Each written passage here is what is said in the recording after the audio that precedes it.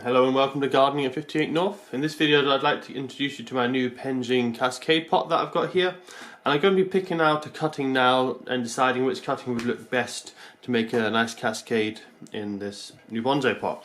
So I was going down my high street the other day and I saw this in a charity shop. I thought it would look really nice and unusual. I'm not sure if it's supposed to be a pot or a vase, as there's not a hole in the bottom, so it's a bit more like a vase. But having said that, it is quite solid. It does look just like a cascade pot as well, especially with the little feet at the bottom there. So I think this will do nice as a bonsai cascade pot. It's got some kind of Chinese poem on it, or a proverb, something like that, I'm not sure. I did have a quick look with Google Translate, but I couldn't really make too much sense of it. I can read a bit of Chinese, but not that much Chinese.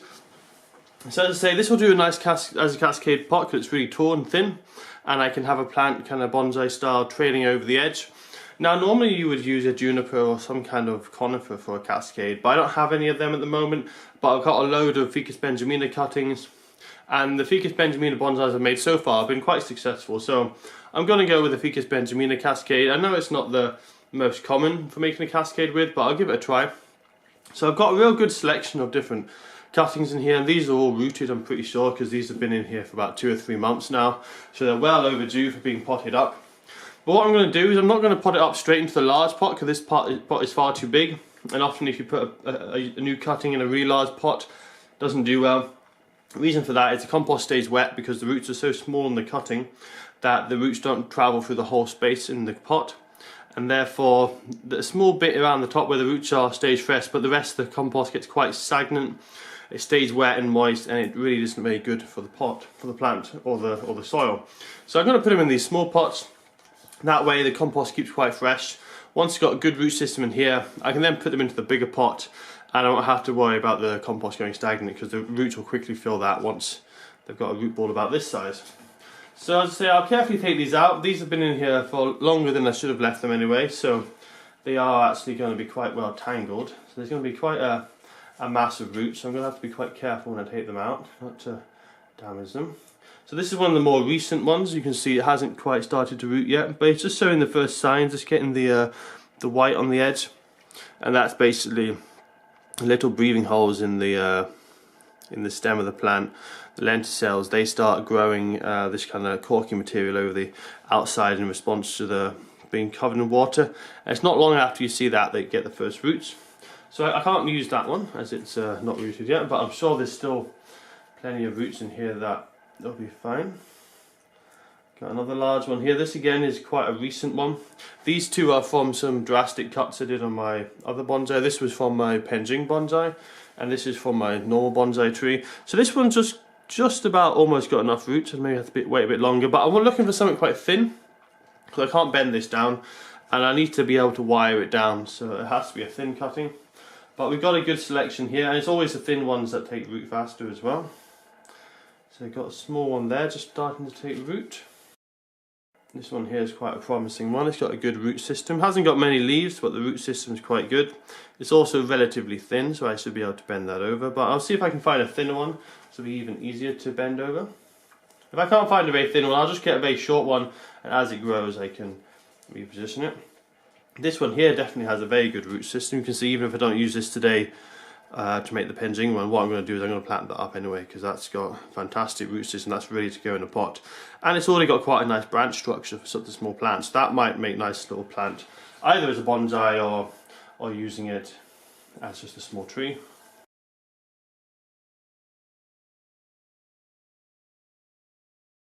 So as you can see, I've got quite a bit of choice here as to what kind of cutting I want to take. I said these larger ones haven't got big enough roots yet, and also too thick, so I won't be able to bend the stems down on them. Some of these other ones look not too bad. There's a little bit of give on this one, but the root system's not quite good enough. This one has got a good root system, but I find the stem's actually really quite stiff already, so I can't bend that one over. So what I'm actually going to do is I'm going to pick one of the really small ones. That way when it does put on its new growth, the new growth will be really soft and I can train that in nicely. So I won't be able to train it into a cascade as soon as I put it in the pot, but within a few weeks, and once it's put on some good strong growth, I will be able to. So I think I'll go for this one. It's got some decent roots starting to grow, and it's quite a small size, so I can easily train that up, and I'll plant it in the soil up to this height here, covering those roots there, and that will take off quite quick. I'm pretty confident this will do well. It's got enough roots on it, and it's got enough leaves, and once it's in the soil, it will take off quite nicely. So I'll put the ones that I'm not going to put up into the water, because you don't really want these roots exposed to the air for more than a few minutes, because after a few minutes they dry out and they'll die off. So if you ever are doing cuttings, make sure you keep all the cuttings within the water for as long as possible, because as I say, even a few minutes of exposure can kill off the fresh young roots. So I'm actually going to pot these 3 up. I think this one will probably be the one that will become the Cascade Benjamina, because it's so small now. When it has the new growth, I can train that over quite quickly. This one I feel is a little bit tall and it's too stiff, so it will be quite a large curve. I'd like to have a lower curve on the bonsai. And this one I'm planting just because it's well overdue for planting, and it needs to be potted up already. So this one, as you can see, all the roots are coming out from quite high up. I'm actually going to cut it off just below where the roots are coming off, and that's because this stem isn't needed and it's just going to rot away anyway, and in fact it might already be dead. So I'll cut that off.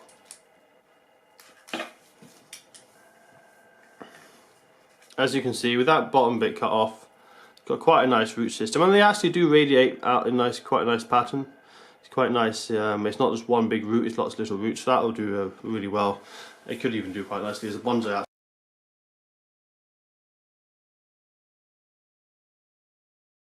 So that's those 3 now potted up. And I've just planted them in normal multi-purpose compost. It's quite a rich compost, and it holds a lot of moisture quite well. And I find Ficus Benjamina plants like quite a rich compost mix. They're not too fussy about getting their roots a little bit damp, so I don't have to worry too much about drainage. But it could be helpful if it is in a pot such as this Benjamina pot I'm going to be using, because it's quite deep. There's not going to be much airflow in, only from the top is where they're going to get any air. So this one I will actually put some perlite in to help with the drainage. But in a normal small pot like this, it shouldn't be an issue. So I'm just going with a rich multi-purpose compost. And what I'm going to do is I'll put these in a slightly cool position without too much sunlight. And the reason for that is they're in the transition period from water to soil. The plants do struggle a little bit because the roots they grow slightly different, and they've been used to growing in water. So when they go into soil, it can be a lot of stress for the plant. So I'll look after these. I'll probably mist the leaves as well. I'll keep them quite humid, at least for a couple of weeks, until the roots have established. Once the roots have established, they should put on some really strong growth. I'll give you guys an update when that happens. It will be a little bit longer as it's actually December at the moment. So it's winter here in Scotland. The light's very low because of the time of year, and the temperatures are quite low. So the growth will be quite stunted on these. But if I was to do this in summer, or if you're in a hot country, these would take off within a couple of weeks and have some really strong growth. So I'll give you guys an update probably in about a month or two's time. And hopefully I'll be using this one and I'll put on some strong growth, but hopefully the growth will be quite soft. Let's say this one here, it's too stiff. It's already toughened up the growth, so I can't bend that one over into a nice kind of cascade. But this one should be quite good for it. And if this one doesn't survive, this one definitely will, because it's got a great root system. So give you guys an update in a couple of months.